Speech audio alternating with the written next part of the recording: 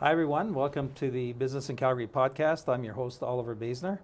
I'm pleased to be here with Adam Legge, President of the Business Council of Alberta, and he's on the cover of the February 2026 edition of Business in Calgary magazine, which I have sitting in front of me here actually right now. He's also the author of a book called Making Remarkable and the former president and CEO of the Calgary Chamber of Commerce. Well, first of all, welcome to the show, Adam. Thanks for being Oliver. here. It's a real pleasure to be here and delight. Thank you. Excellent. Well, let's jump in in the early days. Let's start right at the beginning. So, where'd you grow up? What was it like? And then, I know originally you wanted to be an urban designer, so you took a big detour from there. So tell us about that a little bit. Yeah, sure. So I was born and raised in Vancouver, and I spent the first 21 years of my life there. Vancouver is a beautiful city. My dad had a lot of siblings, so we had a big family. Most of my cousins and such were older than me, but still a very close-knit, close family. Spent a lot of time with my cousins and my maternal grandparents, who spent the summers in Point Roberts, which is this bizarre little peninsula of the United States that you can only get to by going through Canada. They had a little cottage down there, so I spent summers down in Point Roberts, and went to UBC and did a Bachelor of Commerce, and they have a unique specialization in UBC called Urban Land Economics, which I always joke is just a glorified real estate agent program, but gave me a real passion for cities. I've always loved cities and what make them tick and what makes you feel sort of comfortable or uncomfortable in cities. So this sort of sense of place was always something that I had a close connection with. Right. And a friend of mine, I almost didn't even really, to be honest, know about this sort of career of an urban designer, urban planner. And a friend of mine found that was called the School of Architecture and Regional Planning at UBC, and I said, that's exactly what I want to be. And applied to the University of Calgary, actually in Waterloo as well. Got into University of Calgary in their School of Environmental Design at the time, it was called. I remember it, And had every intention of being an urban designer. I was very intrigued by a movement called New Urbanism, which Mackenzie Town in Calgary was done by a very famous urban designer named Andres Duaney. Karma brought him in to do a very different kind of development. It's a very unique, and so I love that kind of style. And got into some design classes in my urban planning degree, and very quickly became apparent that I'm a better economist than I am an urban designer, because I was told that not only is my work bad, but it was bad done poorly.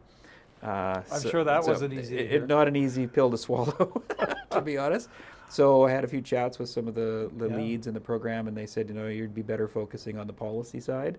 So I blended, frankly, my interest and passion in economics with public policy, and to some degree, most of my career from there has built off of a background in economics and public policy and whatnot. And so that's kind of how I got to Calgary and moved into a public policy kind of role in my career. Well, here you are, still here. Still here. I love it. It's it's home. It's where my family is and my kids are and my mom now, and so this is home. No, that's great. I want to talk a little bit about turnaround work, because most of my career has been doing turnaround work, and I know when you got recruited for the top job at the Calgary Chamber of Commerce, it was back in 2010, it was very much a turnaround situation. And so, maybe tell our listeners, what are some of the things you learned during that time? Well, I mean, the interesting part was I was such a dark horse in the race, because most of my predecessors had been experienced in public policy or associations or advocacy. I had been working at Calgary Economic Development and as chief economist and doing a lot of research-oriented stuff, economic development strategies. I had never led an organization, led an organization that owned a building and a coffee shop and a restaurant and a banquet facility, and never had done a turnaround. So the board put a lot of faith in me, which I'm very grateful to this day, because I had zero proof points on a lot of the things that they needed help with. And I think for me, I went in with rose-colored glasses, Oliver, to be honest, and felt that it would go smoother than it did, and that once I got in there, looked under the hood, figured out what was going wrong, and articulated a vision, that everybody would be like, "Oh, thank goodness you're here, Adam. We've been waiting for this, and we're on the bus, and let's get going." It wasn't like that at all. There were lots of different challenges. I mean, the first and foremost was I tried to change the organization through strategy, and I realized that the old saying, culture eats strategy for breakfast, it took me a while to realize that I needed to fix the culture. So that was a learning that took me probably a couple of years, that I needed to really fix the culture first, Right. and then deal with the strategy. Number two, it was an organization, when I started, it was around 120 odd years old. And a lot of people had some very strong emotional attachments. And some of the changes we proposed, for example, the selling of the building, I mean, it had been the Calgary Chamber building since the late 1970s. And so when I took over, it had been in the Calgary business leader mindset for 30 plus years. And so when I proposed to sell it, it was a heavy lift to try and get people to understand why we needed to sell it, and we needed to go beyond being a building owner, and the chamber being defined by a singular building or a singular place. It took time, but I think we got people on board and understood, and frankly I think the organization is very well set up for the future. We left an endowment fund as a result of that sale, and so that was a big learning. And of course, people don't always like change, right? Well, and that's, you hit the nail right on the head, is that change is very difficult. People and organizations have immune systems, and they resist change. They resist things that are about to try and upset the balance. Right. And so a lot of the things, I think that to some degree speaks to a bit of the cultural element. There was a lot of pushback from a strategic standpoint when I started talking about some of the change. And so you need to really understand how to do change management, not only from a cultural standpoint, but also just from a resistance and a human change management standpoint, and try and address some of the fears and trepidation. I learned that everything has, both people and an organization, that immune system that will push back and resist change. It was a long learning. I learned how to be more persuasive and convincing with my board. I was very early on, I was over-promising and under-delivering, and so I switched that on its head and started to under-promise and over-deliver, and I think that was a recipe for being able to build that reservoir of trust and support and faith with not only the board but within the community. That's when the rose-colored glasses came off, I'm guessing. Very. Yeah. I mean, when you go in, I thought change would be easy. People would get on board. They're looking forward to it. They're looking forward to it. Yeah. And the rose-colored glasses came off, through a series of frankly failures along the way. That it took 2 to 3 years to really make that pivot. Right. Where I think people could step back and say, at least I know I felt it took 2 to 3 years before I stepped back and said, okay, we're on the right track. The change is happening. The brand has evolved. People are seeing it differently. So it was a combination of things that really that I learned and applied, but it took a couple of years to get for a new guy like me who'd never done change and turnarounds to figure out to get the right recipe for it. Yeah. Yeah, and then, change can be hard, especially the more entrenched the organization is. The older the organization, there's, as you said, there's history, there's the way it's always been done, and so, you did well in 2 to 3 years as being the new guy. Well, thanks. Yeah. I mean, the way it's always exactly sort of incumbency wins, right? It's much more comfortable to keep doing things as you've always done, right? Even if they aren't necessarily the better or the best or the most effective. It's. We got there. And they're still going strong. So exactly. It went well in the end. Out of that experience, I know you wrote a book called Making Remarkable, and in that book, you talk about the 3 pillars, right? Yeah. The pillar of people, the pillar of purpose, and then the pillar of platform. So let's talk a little bit about that. How did that come about? I mean, I'm sure you were busy enough that writing a book probably wasn't something that was top of mind, but obviously you found that important enough to put together for people. Yeah, Oliver, it was it was the book that I wished existed when I first took over, because I searched for resources, I searched for insights and inspiration, and there were lots of bits and pieces that so the book is basically the cobbling together of all the things I feel that I A, learned, or B, Right. wish was available. So it's a bit of a blueprint for someone that ultimately is either taking over an organization for the first time, they're a new leader, or they're charged with transformation or turnaround, as you called it, or they just feel that it's time for a refresh in the organization. And so it enables people to step back and think about what are the most important things that I need to think about Right. to transform and evolve. And it's about the people, which is frankly a lot of the cultural piece. I talk a lot also about how to work with your board and engage with your board and get the board on side.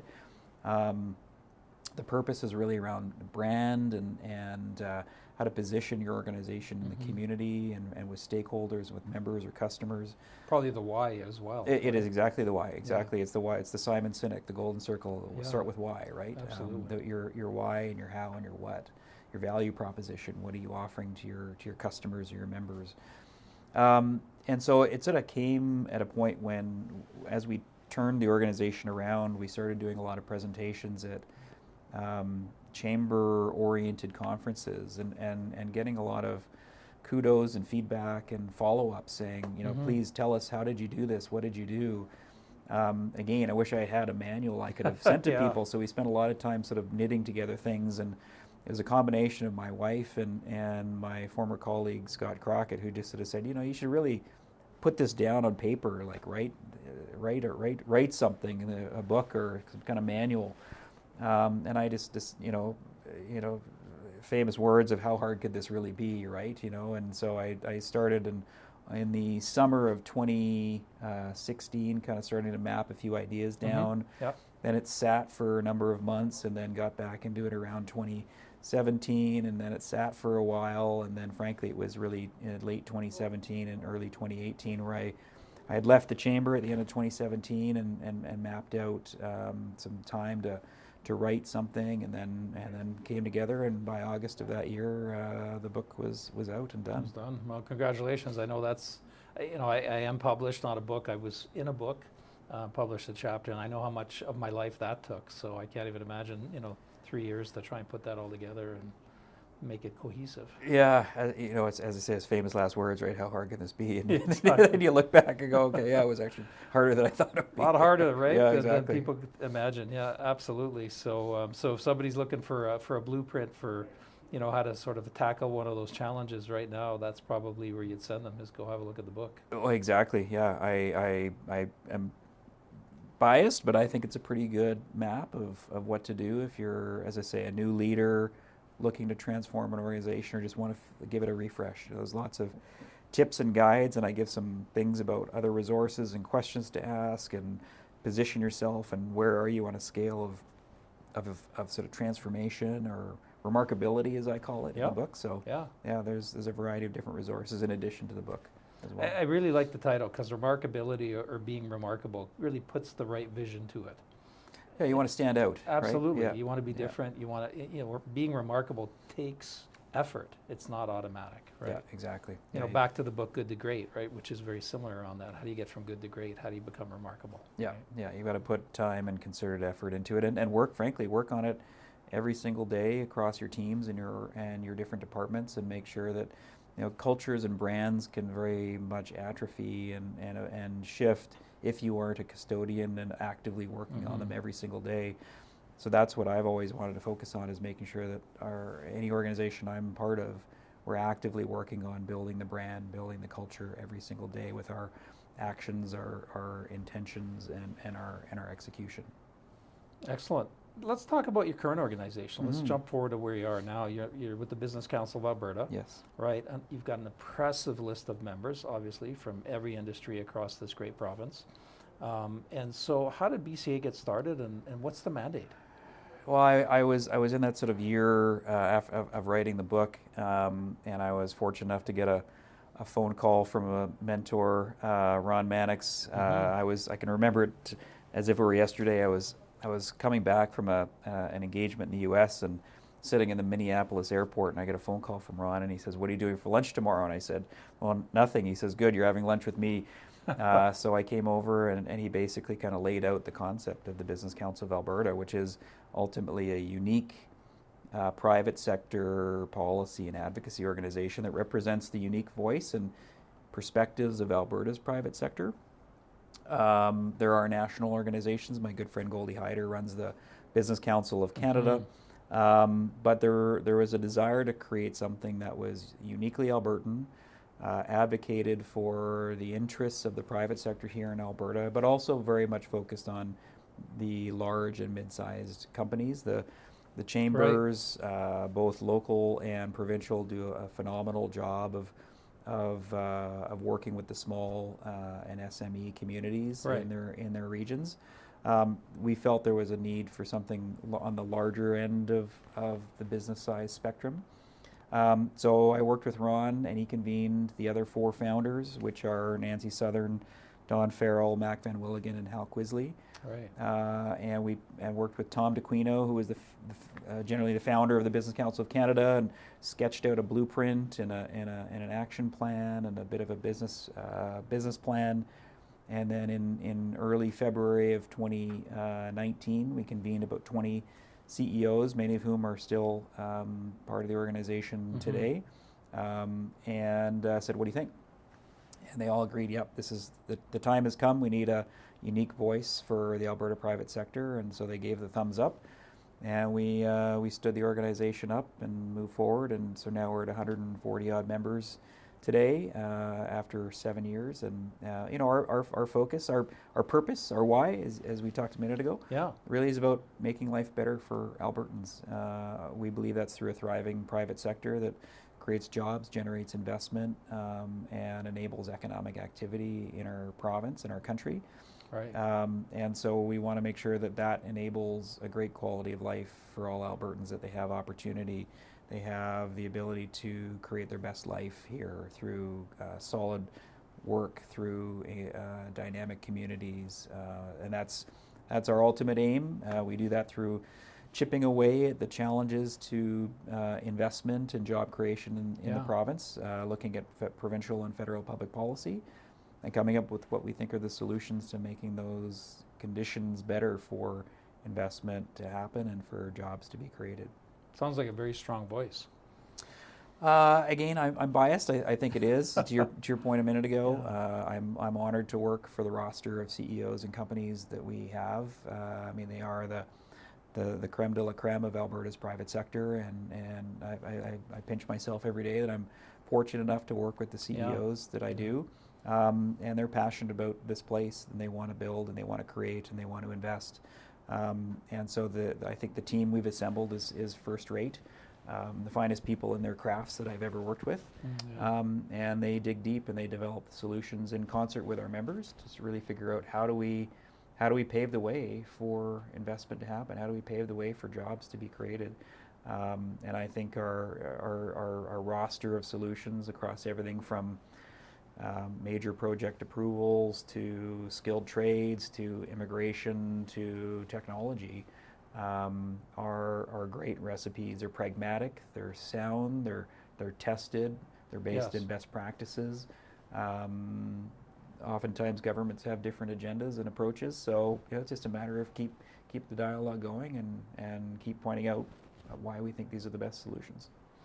You know, it sounds like a fascinating position, and having, a lot of those, some of the best companies and leaders in this great province, coming together. But you've also got 140 people with different agendas, different ideologies, different ways of thinking. How do you balance all that? Yeah, it's an ongoing effort in the sense, and I all of our members recognize that. We're not your lobbyist for a specific project or a specific initiative. You've got your own teams. You've got industry verticals that you're part of. Their own people, probably. Their own people, exactly. Yeah. So we're that macro big picture. There have been instances where we've been approached by members about a public policy issue and found that members are on either side of the issue. And so, frankly, it's one of those ones where we just have to take a pass and say, look, I'm not prepared to pit a member versus another member. You'll have to solve this through a different channel. But given that we've got members on either side of a different issue, we'll just have to step back and let other voices or perspectives come to bear on those. But to be honest, a lot of it has been very, I won't say easy, but when you have the conversations with members across a host of industries, the common themes that emerge in terms of like investment climate and competitiveness and productivity and shortage of skilled trades and these things emerge that you say, okay, that's common, that's common, that's common. And one of the things we said from the very beginning is we don't want to do 20 things a year. We want to do 2 or 3, do them really well. And so that's given us the freedom to say, what are those common issues that we have across the member base? And we'll do a really concerted, strong effort on that.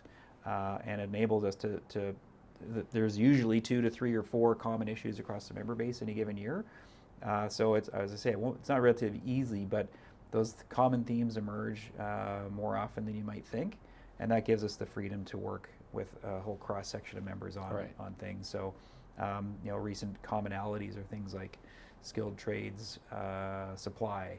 How do we get more skilled trades in Alberta? How do we tackle some of the competitiveness issues on major projects which affect everything from our energy sector, utility sector, agriculture sector, transportation sector, all those sorts of things. I really like what you said, which is, don't focus on 20 things, focus on 3 and do them well. So often I've seen, and you've probably seen it as well, organizations try and tackle way too many things at once, and then they don't really execute well on any of them, quite frankly. Right. So having that focus and knowing what you're going to be great at for that year, or that 2 years, or however long that strategy is being executed on. Exactly. Yeah. It's the adage. If you don't have if you have 20 priorities, you got 0, right? Exactly. You're just spread so thin. Yeah, absolutely. So what do you see for the future of Alberta? I mean, I'm hugely bullish on Alberta. Always have been since the moment I rolled into town with a U-Haul and just felt the spirit and the vibe of this place. And so are our members. We were in the midst of the pandemic, and lots of conversations around sort of rebuild stronger, come back stronger. And we're having conversation around our board. And I'll give full credit to Nancy Southern. She said, in all of the conversations I'm having these days, Alberta has everything the world wants right now. We have energy, we have food, we have smart people, we have beautiful landscapes and vistas and tourism destinations, all these sorts of things. Affordability as well. And affordability too, right? And she said, we need to define this decade. And that was the beginning of a year-long project that we did that came out in 2022 called Define the Decade. It was a 10-year economic strategy for Alberta. And I think the opportunities and the themes that we identified there, we really tried to figure out what can Alberta compete and win globally. Like, we do lots of amazing things in Alberta, but what are those things that if we had to go head to head with the best in the world, where could we compete and win? And we picked 3 areas. One was food and ag tech and agri-food agriculture. Second was energy solutions, and that's everything from oil and gas to renewables to critical minerals. And then the third was sort of that medical health and wellness side, the combination of the largest database of health records in North America, combined with some of this research capabilities and entrepreneurial capabilities at U of A, U of C. And I'd say since then, we've seen incredible other opportunities around AI and data centers. There's some really unique defense opportunities. The aerospace sector is really growing here in Calgary with WestJet's headquarters, the de Havilland facility, the Lufthansa Technik investment. So, I think we have everything we need. We have, as you pointed out, affordability. We have incredibly talented and skilled people. We've got an incredible economic set of assets, both in our landscapes, our vistas, and the innovations that we do. So I think if we can create a business climate that enables us to invest, we've got to get some federal stuff out of the way to be more Right. competitive, and whether that's everything from major project approvals to the tax competitiveness. I think if we can get some of those things right, that this place will fire on even more cylinders than Yeah. we're currently firing on. Yeah, we really, I mean, and I've been in Calgary a long time myself as well, and we really have that resilience and that entrepreneurial spirit, right? We have a kind of a get it done attitude. We do, yeah. It's interesting, I have a variety of conversations around the MOU between Alberta and the federal government, Right. and what's going to happen with that, and I keep getting asked, or if it gets to this stage or this stage or this stage, what do you think people will respond? And I always say Albertans are people of action, right? And we like to see things, whether it's steel in the ground or something being built or something Or a in pipeline process or something like that, right? Yeah. Documents and papers are good, but we want to see action. Proof's right? in the pudding, right? Proof's in the pudding. Give me some proof points. Show me this thing's happening. So I think that's where I think the collective private sector. That's what excites me. It is a place of action, and there are people trying to put things in action every single day in this city, which is so invigorating. Excellent. Yeah. So what you're saying is, it's too early to tell yet. Ottawa's had some positive announcements, but the proof's in the pudding, right? It really is. I applaud the Premier for the work she's done with the Prime Minister. I think there's an Alberta-Ottawa relationship that is better Right. than we've seen in decades. But we've got to get beyond agreements. Yes. Frankly, the PM has got to recognize, and we're recording this the week of the Iran conflict. We've Yes, we seen are. oil price go from 60 to 115 in overnight trading. It's now down in that sort of high 80s portion. I mean, imagine if we could say, don't worry about the closure in the Strait of Hormuz. Canada's got this. We got you covered. We got Yeah. you covered. We'll supply the rest of the world. So I think there's just an urgency and opportunity that if we don't meet this moment with urgency and just blast through the barriers to investment and competitiveness that we've had for far too long, it's a shame on us if we miss this window, because it's there for the taking, to be honest. Yeah, I agree. Yeah, thank you for that. We're coming close to the end of time, and so, I've got a couple of questions that I ask all my guests. And so, one of them is, again, we've got some younger executives, younger leaders listening here, possibly some future leaders listening, as well as seasoned leaders. But what do you wish someone would have told you at the start of your journey? What would be that helpful tidbit? Yeah, it's going to be harder than you think. Going back to the whole rose-colored glasses No scenario. kidding. That it definitely will be not a straight line.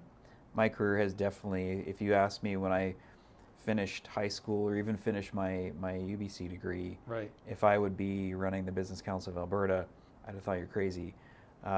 So it's been a very indirect and circuitous route to where I am. Mm-hmm. So I would always tell anyone, just be open to opportunity. Never say no. Consider, explore, evaluate different doors as they Right. open. It will be harder than you think. So that sort of mental wellness, mental health, making sure that it doesn't get you down, because it can be a real hit to confidence. Yes, it can be. And to your sense of impact and progress.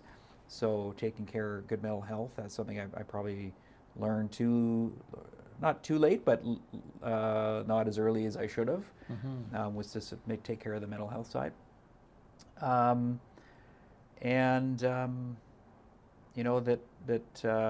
there are people there that will help you along the way. Never hesitate to reach out to forge a mentor relationship or to seek feedback. I've been blessed in my career with people who have offered up time and insight and perspective and experience Right. to help me navigate difficult choices, and to never feel like you can't, that you're better than that. It's not a sign of weakness or inability or inexperience. everyone faces a challenge for the first time when they face it for the first time. True. We're not like in the Matrix. You download the manual and you've got it ready to go. Everything is first for the first time you do it, and so there are people that can help you navigate some of those really tricky decisions. Because in a leadership role, it looks great from the outside, and it is great, but it can get very complex, very challenging, Even very lonely quickly, and very sometimes. lonely as well. Yeah. Absolutely, Oliver. Yeah. And if you feel you've got to do it alone, go it alone. That's going to create a lot of challenge for you, because leadership can get very tricky if you're not prepared for the ups and the downs. It's great to be on top of your game and come out with a lot of successes, but those successes come after a lot of trials. Right. And so to be prepared for that, both mentally, with a good support network around you, a good mentorship and advisory network Right. around you is, in my opinion, essential, because no one's that good, right? Right. You know, Yeah. maybe Elon, but you know, Maybe. he's got his flaws too. Yeah, so. exactly. You know, I love that answer because nobody gets there alone, right? That's what Mhm. I learned in my leadership journey is, you know, without somebody's, you know, giving you an opportunity like you got at the Chamber of Commerce, for instance, without somebody being a mentor or somebody who's gone there before you sharing a little bit of wisdom like we're doing here during our chat. I mean, how do you learn, right? Yeah. Other than School of Hard Knocks, and that's not the easiest way to learn. It's not, but man, does it stick, right? You know, Of course. you can. That's the thing I've reflected on. You know, it's a great point. You can read all of the leadership books you want. You can watch all the videos or podcasts, but it's only when you've gone through the fire or the trial that learning sticks, and it teaches you what you did right, what you did wrong, what Right. will you do differently next time. So the School of Hard Knocks is probably the best instructor out there. I'll be honest. Yeah. Although I don't recommend it as pain-free. It is not. It is not pain-free. Exactly. Yeah. You know, the other question I always ask, and I mean, I'm in the executive coaching, leadership Mhm. training. I have some, you know, CEO forums I chair here in Calgary. So, you know, I really see personal development and professional development as one of the same. In my mind, they're the same thing, right? Yeah. You're not going to grow professionally if you don't grow personally as a person. And so, you know, what's been your favorite self-development tool or book that you could recommend to the listeners? Yeah. I'd have two. They're different. One was an experiential program. It's a company called the Roy Group. Right. They do, frankly, sort of coaching and conflict resolution. Right. Founded by my good friend Ian Chisholm. And they have a program called the Leader's Discipline, which is really about how do you build a practice of coaching for you as a leader to enable you to be a better coach for your team. For your team. Yeah. And they have a series of experiences along that 2 or 3 day program that I have to say were probably, if you want to apply that notion of the School of Hard Knocks makes things stick, Mm-hmm. their program made things stick in a way I've never experienced before. So that would be one. And the other one, in terms of the experiences I've had, Yes. the Patrick Lencioni books and some of the principles in there, and some of the ones that stand out to me, the 5 dysfunctions of a team, Right. the 4 obsessions of an extraordinary executive. He just really captures, in Mhm. my experience, some of the real tug and push and pull tensions that leaders have, Yes. either as an individual leadership perspective or leading a team. And those really stuck with me, and I think are very accurate and concrete in a way that gets beyond sort of that classic sort of MBA Right. style kind of ethereal theoretical concept. He does. And he puts it in a way, and you probably read some of his books, he does it in sort of these quote unquote leadership fables, he calls them. Yes. And I've just found them to be so accurate and so real. Yeah. So I'd highly recommend those as well. Yeah, it's funny you mention them because I you know, I don't get excited very often about, you know, because I've read a lot of books, as I'm sure you Mhm. have, and I'm always trying to stay on top of what's new. And so I read his most recent book, The 6 Working Geniuses. And I got so excited, I said, I've got to get certified in this, right? So I got the certification, but my point was, like, even now, you know, he's come out with so many great books, and Yeah. again, it was done through a fable, right? He talks about that we have, you know, there's 6 kind of geniuses in a workplace, Yep. right? And you have 2, right? So you need some other people around you to have the other 4, right? Mhm. And, you know, so if you haven't read it, I highly I recommend haven't that read one as that well. one. No, Yeah. I'll have to pick that one up. Yeah, it's a good one. Yeah, he does. He So- just has a great way of just picking things and putting them in a perspective that makes sense. Totally. Yep. Yeah. And that book came out of his own frustrations of how come I'm not good at this, Mm, right? And mhm. the team coming together and sort of figuring out what was going on. So, Yeah. yeah, thank you. I mean, you know, I've enjoyed our conversation. We're out of time. I mean, some great lessons learned, some great tips shared with our audience, and I'm, you know, I'm very optimistic on Alberta as well as you. And so, and you're right there in the driver's seat helping drive some of that. So thank you for everything that you do, and thanks for being here today. Well, thanks, Oliver. It's been a real pleasure and an honor to be with you today.